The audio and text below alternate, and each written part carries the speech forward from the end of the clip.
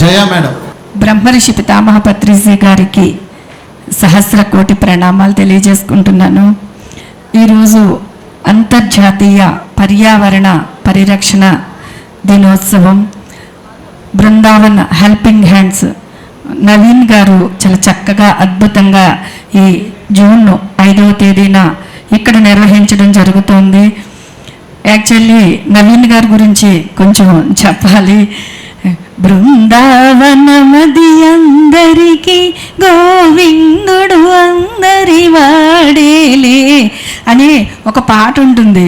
ఆ పాటని ఈయన నవీన్ గారు బృందావన హెల్పింగ్ హ్యాండ్స్ అని పేరు పెట్టి ఎక్కడ ఏ కార్యక్రమం అయినా నేనున్నాను, నన్ను యూజ్ చేసుకోండి అని, నేను మొక్కలిస్తాను పంచండి, మొక్కలిస్తాను పంచండి అని చెప్పేసి చాలా చక్కగా మొక్కల్ని అందరికీ ఇచ్చి పలానా కార్యక్రమం మొక్కలు అని అద్భుతంగా ఆయన యొక్క కార్యక్రమాన్ని మేమైతే పిరమిడ్లు అని ఎలాగెళ్తున్నామో ఆయన మొక్కలు అని వెళ్తున్నారు.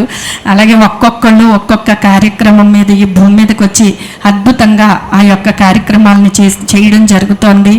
యాక్చువల్లీ ఎక్కడ జగ్గు జంక్షన్ దగ్గర కార్యక్రమం పెడితే అక్కడి నుంచి ఇక్కడికి మళ్ళీ మన పిరమిడ్ మాస్టర్సే చేసుకోవచ్చు అని చెప్పేసి మళ్ళీ వంశీ గారు నేనున్నాను అనుకుంటూ ఆయన ఇక్కడికి ఈ కార్యక్రమాన్ని మార్చి మన పిరమిడ్ మాస్టర్స్ అందరూ ఒక చోటకి చేర్చి అద్భుతంగా ఈ పర్యావరణ దినోత్సవాన్ని ఈరోజు ఇక్కడ ఏర్పాటు చేయడం జరిగింది.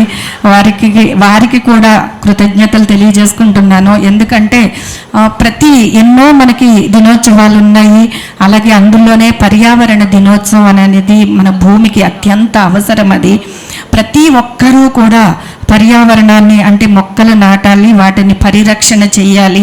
మొక్కలు నాటుతున్నామో వాటిని అంటే మనకు అందుబాటులోనే ఎక్కడైతే ఉన్నాయో అక్కడ నాటి వాటికి మనం నీళ్లు పోసి వాటిని పరిరక్షణ చేయడం అనేది జరుగుతోంది.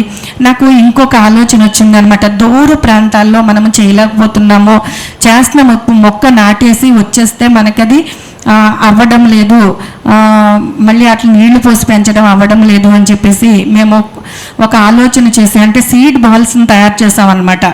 సీడ్ బాల్స్ అంటే సీడ్స్ని మట్టిలోకి పెట్టి బాల్స్ లాగా తయారు చేసి మేము మొన్న కాస్మిక్ వ్యాలీ వెళ్ళామన్నమాట. మొన్న లాస్ట్ ఇయర్ వెళ్ళినప్పుడు కాస్మిక్ వ్యాలీలో కొన్ని బాల్స్ మొత్తం ఆ ప్రాంతం అంతా కూడా మేము చల్లి రావడం జరిగింది. అలా మేము ఎక్కడికి వెళ్తే అక్కడికి సీడ్ బాల్స్ని కూడా తీసుకెళ్ళి వర్షం వచ్చినప్పుడు ఆటోమేటిక్గానే అవి మొక్కల కింద వచ్చేయడం జరుగుతుందన్నమాట. అంటే మన వంతు ప్రయత్నం.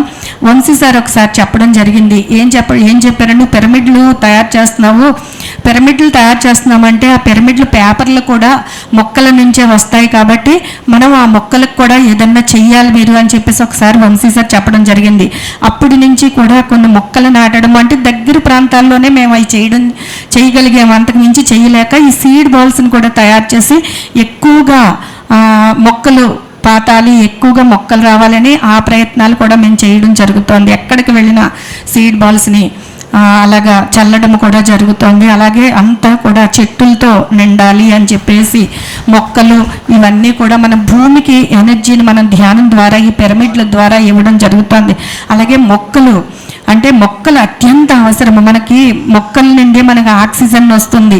ఆ ఆక్సిజన్ మనం తీసుకోవాలి అంటే కనుక కంపల్సరీ మానవ మనుగడ మొక్కల నుంచి ఆధారపడి ఉంది. కాబట్టి మొక్కలని మనము పాతటం అనేది అత్యంత అవసరము, మానవ జీవికి అవసరము కంపల్సరీనా. కాబట్టి ఆ మొక్కలు పాతుతూ అలాగే మన మెడిటేషన్ డే ఇంటర్నేషనల్ మనకి అంతర్జాతీయ మెడిటేషన్ డే కూడా మనకి డిసెంబర్ 21న పెట్టడం జరిగింది. ఆ రోజున కూడా అద్భుతంగా అందరూ కూడా చాలామంది అద్భుతంగా కార్యక్రమాలు చేస్తున్నారు. మనకు పత్రిసారు 21వ తేదీన మనకి డిసెంబర్ 21న కడతాల్లో యాగము మొదలు పెట్టడం జరిగింది. అదే డేని మనకి ఇక్కడ మెడిటేషన్ డేగా కూడా మనకి పెట్టడం జరిగింది. ఎంత అద్భుతం కదా. పత్రిసారి ఎన్నో ఆలోచించి చూసి ఏదో చేస్తూ ఉంటారు. అది మనకి రాబోయే రోజుల్లో అన్నీ క్రియేట్ అయ్యి మన ముందుకు వచ్చి కనిపించడం జరుగుతుంది. అంత అద్భుతమైన గొప్ప వ్యక్తి మన గురువుగా ఈ భూమి మీదకి వచ్చి ఆయన దాంట్లో మనం అందరం కూడా ఈ ధ్యానము, శాకాహారము, సజ్జన సాంగత్యము అని ముందుకు వెళ్ళడం అద్భుతంగా అనిపిస్తోంది. ఇంతటి అద్భుతమైన అవకాశాన్ని అలాగే మనకి విశాఖపట్నానికి మొట్టమొదటి ధ్యానాన్ని పరిచయం చేసిన మహోన్నతమైన వ్యక్తి ఇప్పుడు మన ముందే ఉన్నారు, డాక్టర్ గోపాలకృష్ణ గారు. ఆయన డాక్టర్గా డాక్టర్ చదివి పేషెంట్లకి ఇది చూడడం అని కాదు, మనము ధ్యానంతోనే ఆ యొక్క రోగాల్ని నయం చేయొచ్చు అని దాన్ని తీసుకువెళ్తున్న ఈ మహోన్నతమైన వ్యక్తి మన డాక్టర్ గోపాలకృష్ణ గారు. అలాగే గ్రాండ్ మాస్టర్ వంశీ గారు, అందరూ కూడా మన విశాఖపట్నంలో ఉన్నారు. ఎందరో మాస్టర్స్, మహోన్నతమైన వ్యక్తులు మన విశాఖపట్నంలోనే ఉన్నారు. వారి అందరూ కూడా అడుగుజాడల్లో కూడా నడుస్తూ అద్భుతంగా అందరూ కూడా ముందుకు వెళ్ళడం జరుగుతోంది. అలాగే ఇంత గొప్ప అవకాశాన్ని నాకు ఇవ్వడం జరిగింది మాట్లాడమని. ఈ 2 ముక్కలు కూడా మాట్లాడే భాగ్యాన్ని నాకు కల్పించారు. Thank you masters, thank you.